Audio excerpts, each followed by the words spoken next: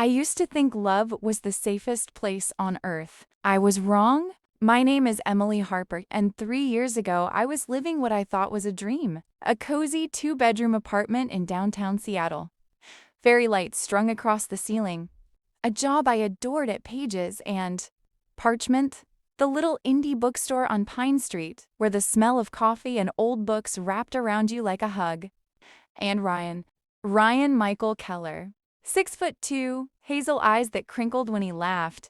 Hands calloused from construction work, but gentle when they brushed my hair from my face. He was my future. My forever. We met on a rainy Tuesday in October. I was restocking the romance shelf ironic, I know, when I reached for the last copy of The Notebook. So did he. Our fingers touched. Static. Not the electric kind from dry winter air, the kind that makes your heart skip. He smiled, sheepish. You take it? He said. No, I laughed. You were here first. He insisted. I insisted harder. We ended up splitting a hot chocolate at the cafe next door, arguing over whether Noah and Allie were soulmates or just stubborn. By the time the rain stopped, he had my number. By Christmas, he had my heart. 6 months later, he proposed on the pier at Golden Gardens. Sunset bleeding pink and orange across the water. He got down on one knee, ring box trembling in his hand. Emily Grace Harper, he said, voice cracking, you're my home. Marry me? I cried so hard I could barely say yes. Our friends cheered from the dunes. Someone popped champagne. It was perfect. We were perfect. Everyone said so. My mom called us the couple from the movies. My best friend Tara squealed every time she saw the ring, a simple white gold band with a single diamond. Modest, but earned. Ryan had saved for a year, picking up extra shifts, skipping beers with the guys. He's a keeper, Tara said. I believed her. We planned a small wedding. 50 guests. Wildflowers. A string quartet. I tried on dresses in secret, twirling in front of mirrors, imagining his face when he saw me walk down the aisle. But what I didn't know that day, what I couldn't have known, was that Ryan had a shadow, a secret so dark, so twisted, it lived in the cracks of our perfect life, growing like mold behind wallpaper. Waiting. Watching. Ready to swallow me whole. It started small, little fractures in the fairy tale. He began coming home late, not just tired, distant. His laugh didn't reach his eyes anymore. He'd kiss my forehead, say, long day, and disappear into the shower. I'd stand outside the bathroom door, listening to the water run, wondering why I felt so cold. Then the perfume. Not mine. Mine was vanilla and cedarwood warm, grounding. This was floral. Sweet. Cloying. Like a teenager's body spray. I found it on his jacket collar one night, pressed my nose to the fabric. My stomach flipped. Who's this? I asked, holding the jacket up. He didn't flinch. Client's wife, he said. Big barbecue at the site. She hugs everyone. You know how it is. I wanted to believe him. I needed to. Then the phone calls. Landy and Stephen A.M. Buzz. Buzz.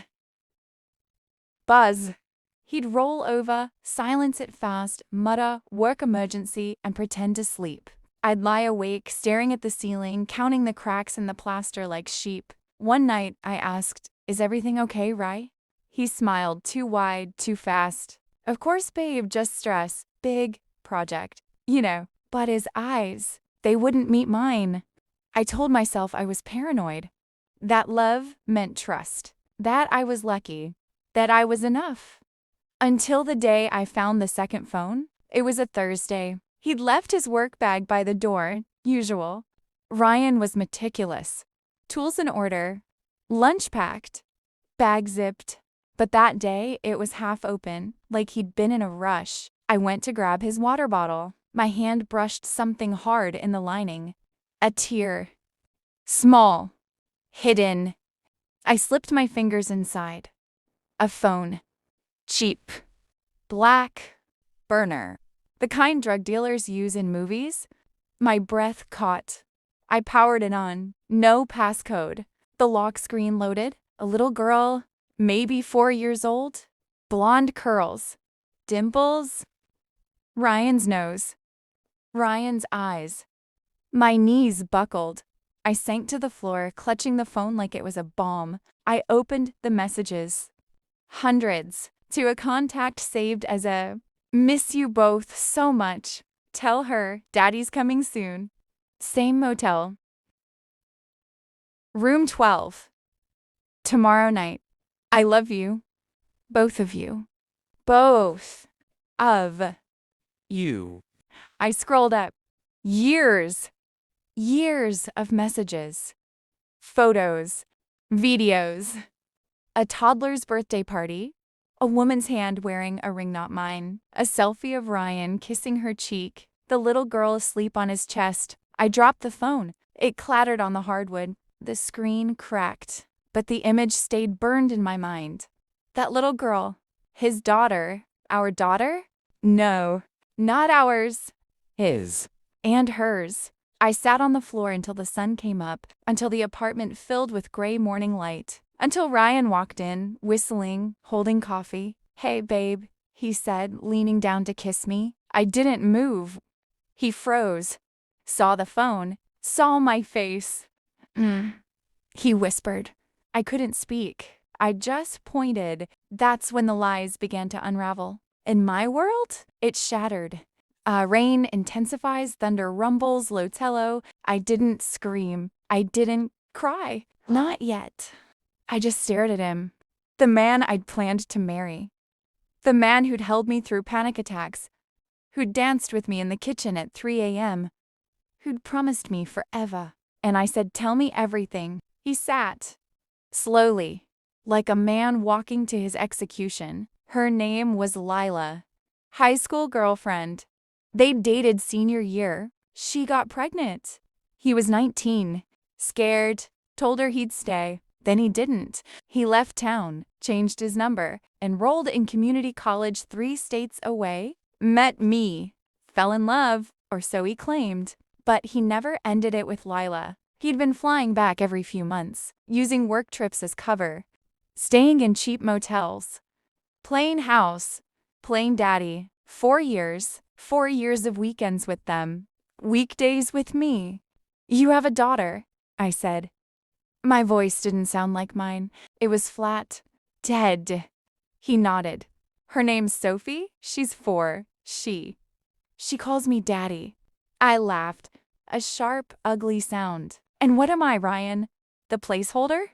The fool?" He reached for me. I flinched. "Don't," I said. "Don't you dare touch me." He cried. Big, messy tears. Said he loved me. That Lila was a mistake. That he'd end it. Marry me tomorrow. Give me anything. Everything. But I saw it now. The truth behind the tears. He didn't love me. He loved the version of me that let him live 2 lives. The version that packed his lunch and believed his lies. I stood. Walked to the bedroom. Pulled out a duffel bag. "What are you doing?" He asked. "Leaving," I said. "You can't." "I can, and I am." He blocked the door. Begged. Pleaded. Got angry. "You're overreacting," he shouted. "This is my life too." I looked at him. Really looked. And I said, "No, Ryan. This was my life. You just rented space in it." I pushed past him. Grabbed my laptop. My journal. The photo of us at the Space Needle. Ripped it in half. Left his half on the floor. He followed me to the door. Please. "I'll fix this." "You can't," I said. And I walked out. Into the rain. Into the storm. Into the truth. I didn't go far. Just to Tara's. She opened the door in pajamas, eyes wide. I collapsed in her arms. Told her everything. She didn't speak. Just held me. Made tea. Let me cry until I had nothing left. The next morning, I made a plan. Not revenge, not yet. Information. I created a fake email. A fake name. Sarah Mitchell. Sent Lila a message. "I think we need to talk. I know about Ryan." She responded in 6 minutes. "Who is this?" I sent her a photo. Me and Ryan, engaged, happy. Her reply, "That's my fiancé." I stared at the screen. Fancy. He'd proposed to her too. Same ring, style, different stone. I felt sick, but I kept going. We met at a park. Sophie was at preschool. Lila looked tired, pretty but worn, like someone who'd been waiting for a man who never stayed. She cried when she saw me, not angry, devastated. "I thought you were his friend," she said. "He told me you were just a roommate." Told her he was ending things with his roommate. That was me, his roommate. I told her about the wedding dress, the venue deposit, the invitations I'd already ordered. We laughed, bitter, broken, bonded. Before I left, I asked, "What will you do?" She looked at Sophie's empty swing. "Leave," she said. "Take my daughter. Start over. He doesn't get to play daddy when it's convenient." I nodded. "Same," I said. But I wasn't done. I moved out officially. Took only what was mine. Left the furniture, the photos, the life. Ryan blew up my phone. Texts. Voicemailed. "I'm sorry. I love you. Come home." I didn't reply. Instead, I built a file. Screenshots, bank statements, flight records, photos, everything. I contacted his boss, not to get him fired, to get the truth on record. Sent an anonymous email. "Your foreman, Ryan Keller, has been falsifying overtime and travel expenses to visit a second family." Attached proof. 2 days later, he was suspended. Pending investigation. I contacted Lila's mom, sent her the same file. She called Ryan's parents. His sister, his best friend.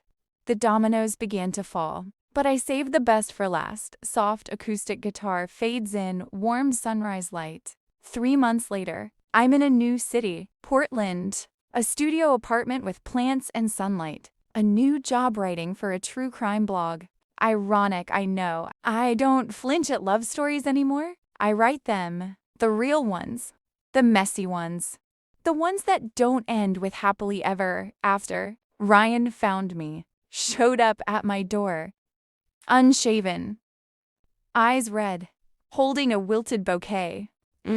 He said, "I lost everything. Lila left, took Sophie. My job's gone.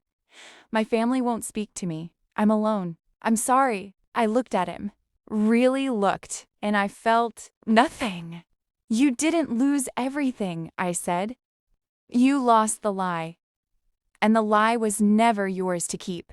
He cried, begged, offered to change, to go to therapy, to be better. I closed the door. The next day, I published the story, anonymously, on a blog called The Other Woman. Title, "I was his fiancée. She was his wife. He was the lie." It went viral.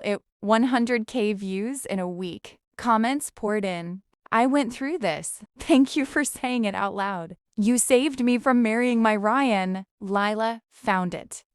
Sent me a message. "Sophie and I are in Colorado now. New school, new life. Thank you." I smiled. For the first time in months. 1 year later, I'm at a coffee shop. Writing. A woman sits across from me. Early RCS. Nervous. She recognizes me. "You're Emily Harper," she says. "The blogger." A nod.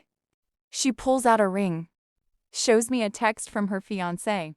"Late meeting. Don't wait up." But she tracked his location. He's at a motel. I don't tell her what to do. I just say, "Trust your gut." She cries, thanks me, leaves. I watch her go, and I know the story isn't over. It's just beginning. To every woman watching this, if he's hiding a phone, if he flinches when you touch his screen, if his stories don't add up, you're not crazy. You're not too much. You're not paranoid. Your gut is your compass. Your truth is your power. I didn't expose Ryan to destroy him. I exposed him to free myself and Lila. and Sophie, and every woman he would have lied to next. Love isn't blind trust. It's eyes wide open. It's choosing someone who chooses you every day, every truth, every flaw. I'm not the girl who believed in fairy tales anymore. I'm the woman who survived one and wrote the real ending. So if you're holding a cracked phone, a secret text, a sinking heart, know this: you are not a mistake. You are the awakening. And one day, you'll look back at this moment and thank the woman who walked through fire to find her own light. Music swells, hopeful, triumphant. Drop a heart in the comments if you've ever been betrayed. You're not alone, and you will rise. I promise. Fade to black. Title card: The secret he hid broke me. I exposed his dark truth. The first time I stepped into my new house, I swear the walls sighed with relief, like they'd been waiting for me. Sunlight spilled through the tall windows, painting golden stripes across the hardwood floors. I'd picked out my self-wide planks. Warm oak, the kind you dream about when you're stuck in a shoebox. Apartment with peeling linoleum. I kicked off my shoes and ran barefoot from room to room, laughing like a kid. 3 bedrooms, 2 baths, a kitchen with an island big enough to dance on, a backyard that sloped gently toward a creek, where fireflies blinked every summer night. I'd earned this. Every overtime shift as a nurse, every skipped vacation, every no to dinners out with friends, it all led to this moment. I stood in the empty master bedroom, arms spread wide, and whispered to the ceiling, "We did it, girl. We're home." I'd always been the responsible one, the oldest of 4 sisters: Leela, Claire, Sophie, and me. The Rock, as Mom liked to call me. While they flitted through life like butterflies' new boyfriends. New cities, new dreams, I stayed rooted. I paid the bills when Mom's car broke down. I co-signed Leela's student loans. I sent Claire rent money when her art career hit a dry spell. I even let Sophie store her childhood teddy bears in my closet because dorm storage is so expensive. Mom said I was blessed with a giving heart. I believed her. I wanted to believe her. That first Saturday, I invited her over to see the house. She arrived with her arms full of grocery bags, always feeding someone, and a bottle of cheap champagne. To new beginnings. She toasted, clinking her plastic cup against mine. She wandered through the rooms like a proud mama bird, cooing over every detail. "Oh, honey, look at this light," she said, standing in the corner bedroom. "Perfect for Claire's painting." "And this one's so cozy," she murmured, peeking into the back room. "Sophie would love it for studying." I laughed. "Mom, I haven't even bought furniture yet." She waved me off. "Details, details. You'll figure it out." I should have seen the sparkle in her eye. The way she lingered in each doorway. Mentally assigning rooms like a real estate agent. But I was too busy glowing. Too busy imagining Thanksgiving dinners and Christmas mornings in my dining room. That night, I fell asleep on an air mattress in the living room, surrounded by unpacked boxes, dreaming of paint swatches and throw pillows. But what I didn't know was that Mom had already started unpacking her plans. The next morning, I woke to a text from Lila. "Oh my God, thanks for the room, sis. Moving in Friday." Attached was a selfie of her in my front yard, holding a duffel bag and grinning like she'd won the lottery. My stomach dropped so fast I nearly dropped my phone. I called her voicemail. "Claire, voicemail. Sophie, voicemail, finally." Mom picked up. "Mom, what is this?" I asked, my voice already shaking. "Oh, sweetheart, don't be dramatic," she said. "Oh, sweetheart, don't be dramatic," she said, like I'd complained about the weather. "The girls are in a bind. Leela's roommate kicked her out. Claire's lease is up. And Sophie's dorm is a nightmare. You have 3 bedrooms and you're all alone.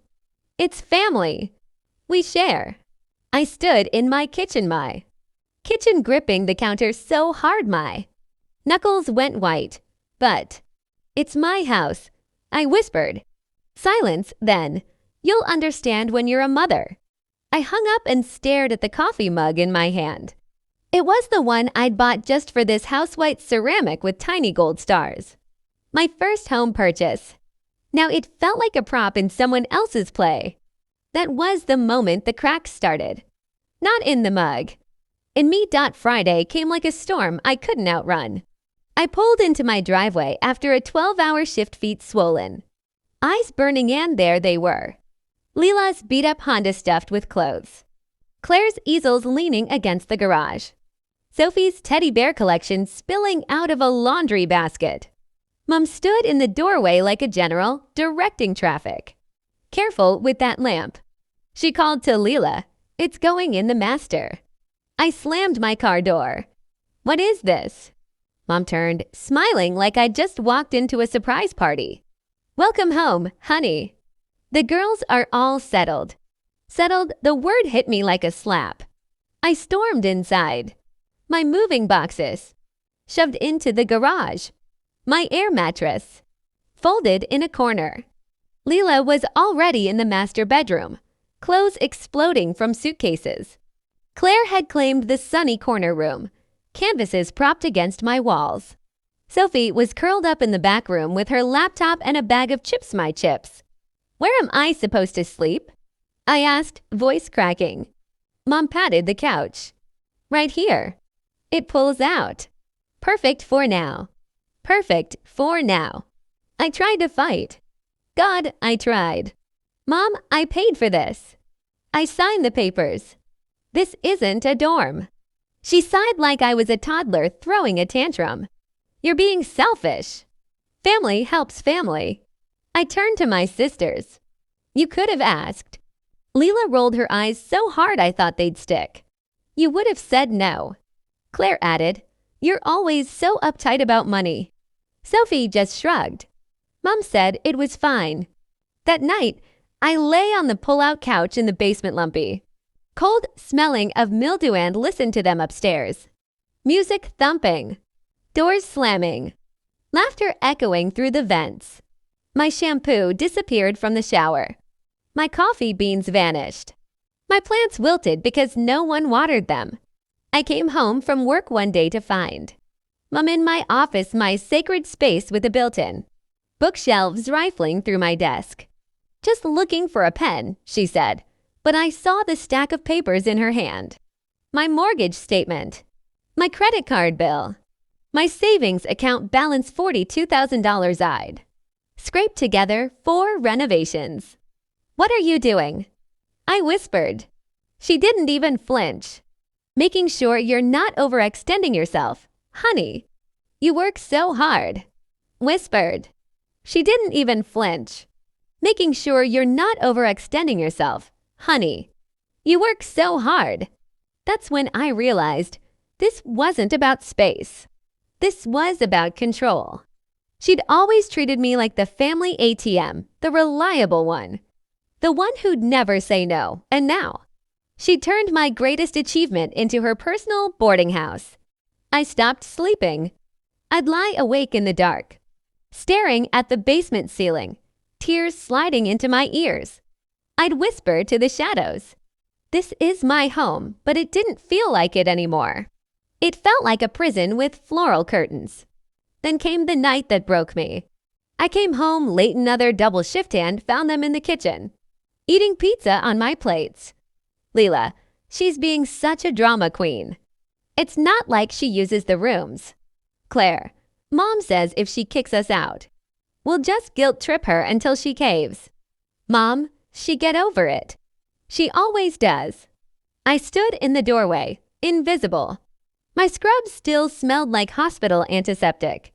My hands shook so hard I had to hide them behind my back. Something shifted in me then. The tears dried up. The trembling stopped. I wasn't going to beg anymore. I wasn't going to explain. I was going to take my house back. And I was going to make sure they never forgot who it belonged to. But first, I needed a plan. A perfect plan. started small, like a whisper before a scream. First, the Wi-Fi. I changed the password to something only I knew. When Lila screamed from upstairs, "Why's the internet down?"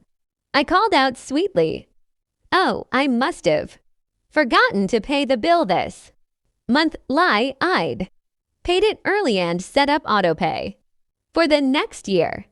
Then the TV. I accidentally unplugged it during Claire's favorite reality show. Oops, extension cord must have tripped. She spent an hour crawling behind the entertainment center looking for the outlet. Sophie. I replaced her $80 face cream with a $3 drugstore dupe. She didn't notice for a week.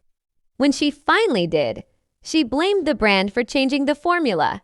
Mom, I started locking my office. Then my bedroom the basement closet I'd claimed as a dresser. I installed a keypad lock on the garage. For security, I told her. She rolled her eyes but didn't push. But the real plan, that took time and silence and every ounce of patience I had left. I waited until Mom announced her big 60th birthday party at my house. Of course, she'd invited 40 people, caterers, a DJ, a balloon arch. She even used my credit card to book it all. You don't mind, do you, honey? It's for family. I smiled, the kind of smile that doesn't reach the eyes. Of course not.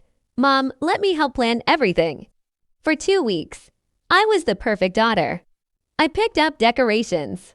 I confirmed the caterer. I even baked her favorite lemon bars. They thought I'd caved. They thought I'd accepted my role as the family doormat. They had no idea. The night before the party, while they were all out shopping for outfits, we need to look amazing for Mom's big day. I made my move. I hired movers, professional ones, the kind who don't ask questions. I packed every single thing that wasn't mine. Lila's clothes, Claire's easels, Sophie's textbooks, Mom's overnight bag, even her favorite coffee mug into labeled boxes. I had the locks changed. I installed a Ring camera on every door. I left a single note on the kitchen counter, written in my neatest handwriting. Welcome to the party. Enjoy the house from the driveway. The homeowner. Then I left. I checked into a hotel with soft sheets and room service. I turned off my phone. I took a bubble bath. I slept for 12 hours. The next morning, I woke to 47 missed calls, 23 voicemails, a video from Lila, them standing outside my front door, boxes piled high like a fortress, pounding and screaming. Mom was crying hysterically. Claire was yelling obscenities at the Ring camera. Sophie looked small, scared. I watched it twice. Then I posted on the family group chat. House rules, my name on the deed. My key, my decision. Parties canceled. Love you. Then I blocked them all. 2 days later, Mom showed up at my hospital. She'd been crying so hard her mascara ran in black rivers down her cheeks. She cornered me in the parking lot. "How could you do this to your own mother?" she sobbed. On my birthday, I looked her in the eye, really looked and said, "How could you do this to your own daughter?" For months. She opened her mouth, closed it, had no answer. My sisters tried everything, guilt, anger, even threats. Lila left a voicemail saying she'd tell everyone what a selfish B***chi I was.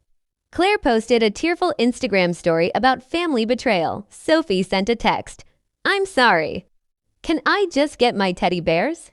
I didn't respond. Not yet. The police came once Mom called them. Hysterical. The officer knocked on my door, saw the deed in my name, saw the locks, saw the camera footage of them trying to break in with a screwdriver. He just shrugged. "Ma'am, it's her house." Eventually, they left. Lila moved in with a boyfriend who totally gets her. Claire got a studio apartment the size of a closet. Sophie went back to dorms and actually started studying. Mom, she stayed with Aunt Linda in a basement with no windows and a single twin bed. I reclaimed every room. I painted the master bedroom soft sage, the color I dreamed of since I was 12. I but new sheets that smelled like lavender and sunlight. I hung a gallery wall of my photos. Me at nursing school graduation. Me holding my first paycheck. Me standing in this house, keys in hand, smiling like I'd won the world. I put a sign above the front door. My home, my peace. Some people call it revenge. I call it boundaries. I still love my family from a distance now, with locked doors and a full heart. Because some things are worth fighting for. And some homes are worth coming back to. Looking back, I wish I'd seen it sooner. Looking back, I wish I'd seen it sooner the way love can twist into entitlement. How family can become a weapon if you let it. I wish I'd set boundaries at 18, at 25, at 30, but I learned something in that basement on that lumpy couch with tears in my ears. The strongest revenge isn't destruction. It's protection. It's saying this far, no further, and meaning it. It's choosing yourself without apology. I still send Mom a card on her birthday. I still Venmo Sophie for textbooks. I even helped Claire find a cheaper apartment, but I do it from my home. On my terms. Because a house isn't just walls and a roof. It's the space where you finally get to say, "This is mine, and I'm keeping it." Let me take you back. Back to when the world still made sense. Back to when I thought love was safe and family was sacred. I was 23, living in the little blue house on Maple Street with my parents and my younger sister, Ava. We weren't rich, but we were whole. Sunday dinners, matching Christmas pajamas, Dad's terrible dad jokes, Mum's apple pie that could fix any bad day. And Ava. Ava was my shadow. 2 years younger. Wild curls. Always stealing my hoodies. Always knowing my secrets before I even said them. We shared a bedroom until I was 16. She'd crawl into my bed during thunderstorms. I'd hold her hand and whisper, "It's just noise, Ava. It can't hurt you." I taught her how to ride a bike, how to curl her hair, how to say, "I'm fine," when you're not. She was my built-in best friend, my little echo, my person. And then there was Jake. Music softens, warm guitar. Jake, my Jake. We met at the community college library. I was reaching for a worn copy of Pablo Neruda. He reached at the same time. Our fingers brushed. He smiled. And I swear, the fluorescent lights flickered like movie magic. He had messy brown hair, green eyes that crinkled when he laughed, a voice like warm honey. 6 months later, he said, "Lena, you're my home." He traced my name on my wrist with his thumb. I believed him. I believed us. Ava loved Jake too, in that sweet sisterly way. She'd tease him about his terrible dance moves, beg him to drive her to soccer practice when I was working late. He'd grown, but always say yes. "Anything for family," he'd grin. And I'd feel this glow in my chest, like I'd won the lottery twice. The perfect boyfriend, the perfect sister, the perfect life. That Friday, I came home early. My shift at the cafe ended at 4 instead of 7. I wanted to surprise Jake with takeout from his favorite Thai place. Pad Thai, extra peanuts, just how he liked it. I texted Ava, "Bringing dinner, be home soon." She replied with a heart emoji. Nothing unusual. I slipped my key into the lock. The house smelled like vanilla candles, Ava's favorite. I kicked off my shoes, padded toward the living room, and froze. There, on our couch, the one Mom reupholstered last spring with the tiny floral pattern. Ava's hands were tangled in Jake's hair. His arms circled her waist like they'd done it 1,000 times. Their lips, moving slow, hungry, familiar. The takeout bag slipped from my fingers. Pad Thai splattered across the hardwood. Peanuts scattered like confetti at a funeral. They jumped apart. Ava's eyes went wide. "Lena, oh my God." Jake stood, hands up like I was holding a gun. It's not what it looks like, but it was. And in that moment, something inside me died. Music cuts to silence. Heartbeat drum. Rain intensifies. I couldn't breathe. The room spun. My sister, my Ava, was wearing my hoodie. The grey one I'd left at Jake's apartment last weekend. The one that still smelled like my perfume. I backed away. My voice came out small. Broken. How long? Ava's lip trembled. Lena, please let me explain. How long? Jake swallowed hard. His Adam's apple bobbed like he was choking on the truth. 3 months. 3 months. 91 days.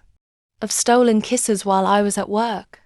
91 nights of I love you texts that meant nothing. 91 mornings I woke up smiling. While they woke up together, I ran upstairs, slammed my bedroom door, collapsed against it. The tears came hot and ugly. I wanted to scream, to claw the walls, to erase the image burned behind my eyelids. But worse than the pain was the why. Why her? Why my sister? I kept replaying every moment. The way Ava asked about Jake's schedule. When does he get off work again? I thought she was being sweet. How she'd accidentally bump into us at the movies. Oh, you guys are here too? What a coincidence. I thought it was cute. The late night study sessions when I was asleep. Jake's helping me with chemistry, she'd say. I thought she was struggling. I'd praised her, thanked her, called her supportive. I was so stupid. Mom knocked later, her voice soft through the door. Sweetheart? Ava says you had a fight. I opened the door just enough to see Ava behind her. Eyes red, wringing her hands like a child caught stealing. Mom looked confused. Whatever it is, we'll fix it. Your sisters. The word tasted like poison. That night, I couldn't sleep. I scrolled through Jake's Instagram, something I hadn't done in months. And there it was. A story from 2 weeks ago. Him and Ava at the lake, her head on his shoulder. Caption: Best company with a red heart. I'd liked it. The betrayal wasn't just a knife. It was a slow-acting venom, seeping into every memory, poisoning every laugh, every inside joke, every I love you. I stopped eating, stopped answering texts. Mom thought I was sick. Dad kept asking if Jake and I broke up. I couldn't say the words out loud. How do you tell your parents their golden child stole your future?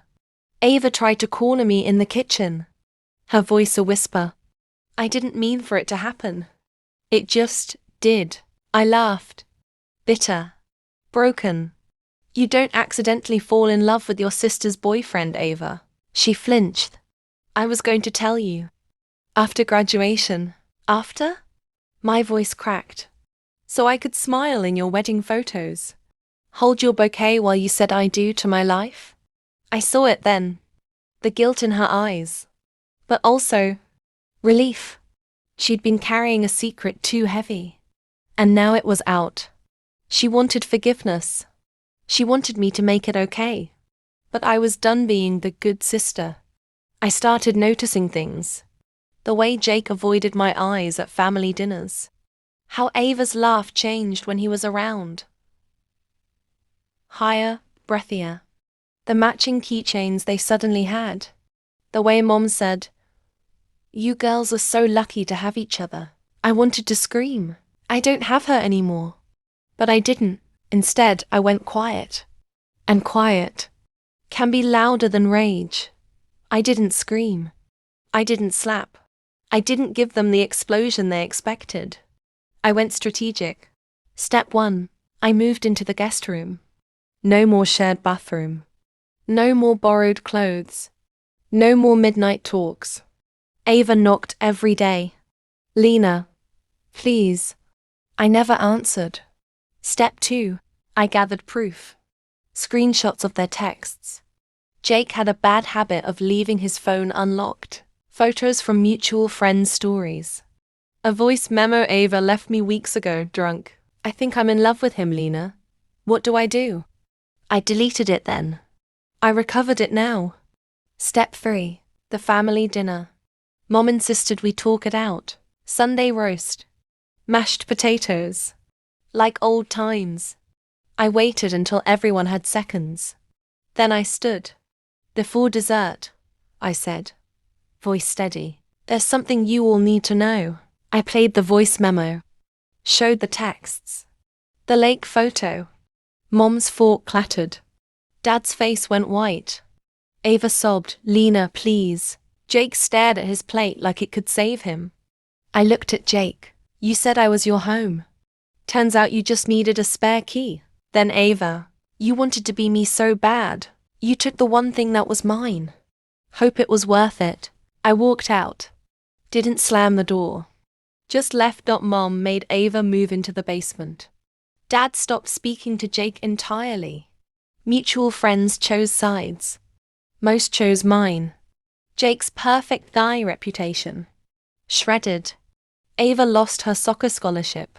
The coach heard about the family drama, said it showed poor character. But the real revenge. I healed. I started therapy. Dyed my hair the red Ava always wanted but wasn't allowed. Got a promotion at the cafe. Made new friends who'd never met my sister. I stopped saying I'm fine. Started saying I'm becoming. 6 months later, Ava showed up at my new apartment. 1 bedroom. String lights. Plants I hadn't killed yet. She stood in the hallway. Eyes swollen. Voice small. I'm sorry. I hate who I became. I let her stand there. Didn't invite her in. I don't hate you, Ava. I just don't need you anymore. I closed the door. Here's what I learned. Betrayal doesn't define you. Healing does. Family isn't just blood. It's who shows up when the mask slips. Revenge isn't always destruction. Sometimes it's walking away so cleanly, they spend the rest of their lives staring at the space you left. I'm Lena. I lost a sister and a boyfriend that day. But I found me. And that's the happiest ending I could have written. Sunlight through window. Narrator. Whisper. If you're watching this, and someone broke your trust, know this. You are not the crack. You are the light that gets through. Thank you for listening. I'm Lena, and I'm finally, truly, free.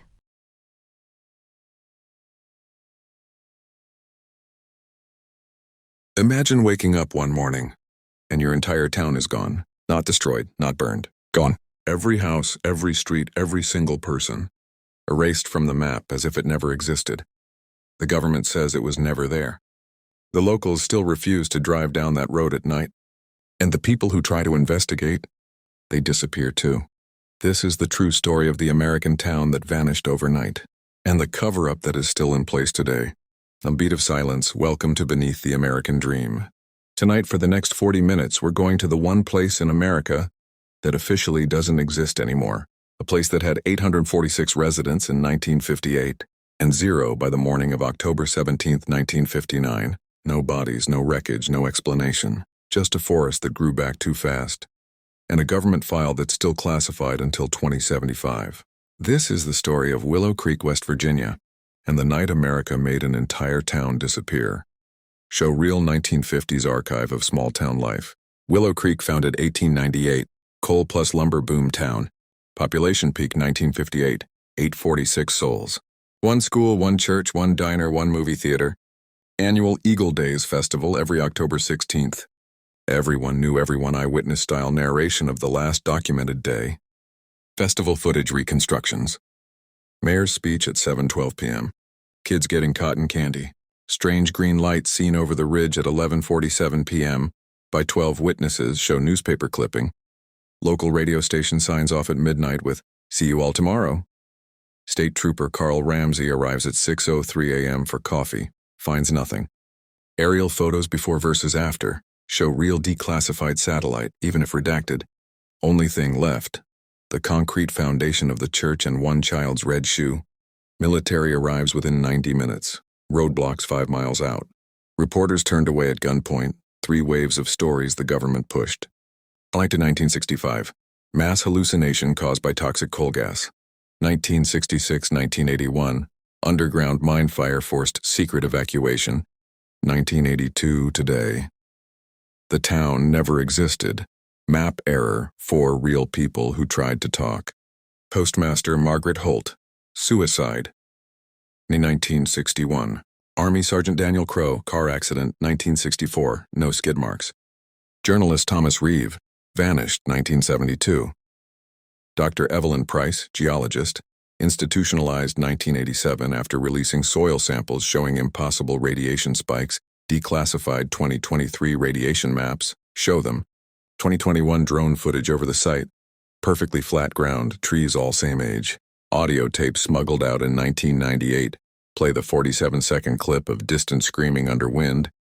Recent ground-penetrating radar by private team. Massive void 40 feet down, secret nuclear waste disposal gone wrong. Accidental detonation. Early Philadelphia experiment-style teleportation test using the town as a closed population. Something came through, and they opened the door. The theory the surviving documents are terrified of.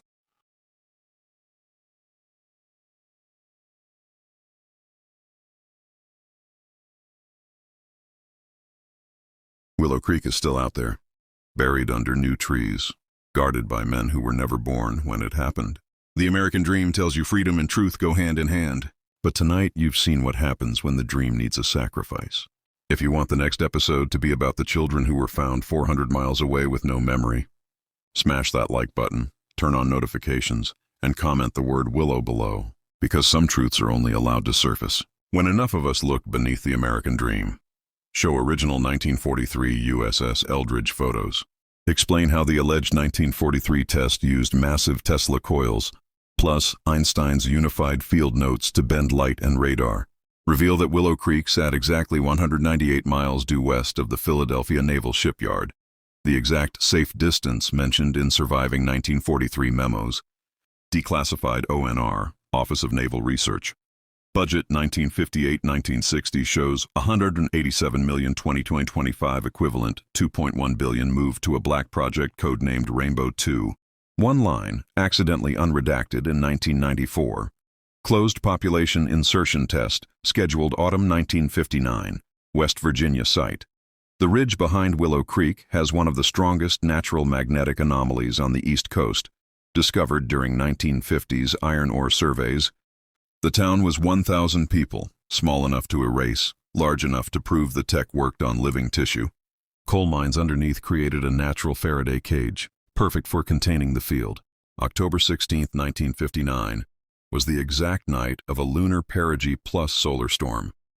Peak geomagnetic conditions, reconstruction based on 3 separate leaked reports from people who claim to have been near the field. At 11:02 p.m., the sky turned violet-green. Every compass in town spun wildly. Streetlights exploded in sequence from east to west. People felt a pressure like diving 100 feet underwater. A sound described as the loudest silence you've ever heard.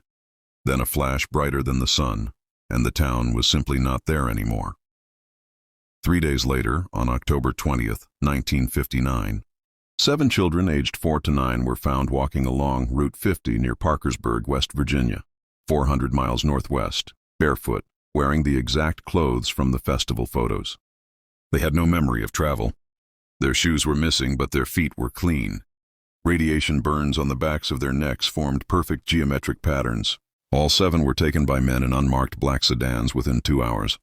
Official record: children never existed. Hoax by local teenagers. One sentence survives the redaction. Willow Creek insertion successful. Extraction window collapsed at T+0.7 seconds. Subjects presumed phase shifted outside observable continuum. Recommend permanent site denial and population erasure from all records. True, the U.S. mastered large-scale matter teleportation in 1959, 65 years ahead of public science. If true, 846 American citizens are still alive, somewhere, in some fold of reality we can't reach. If true, the same technology was weaponized. Now here's where it gets darker. Between 1960 and 1974, 3 separate families in Ohio, Kentucky, and Virginia Adopted children who showed up on orphanage doorsteps with no paperwork. Children who had strange geometric scars on the backs of their necks. Children who spoke of a town where the sky turned green and everyone went sleepy by. All three families reported the same thing in the middle of the night. They would wake up to find their adopted child standing at the foot of the bed whispering, "They're coming back to finish the count."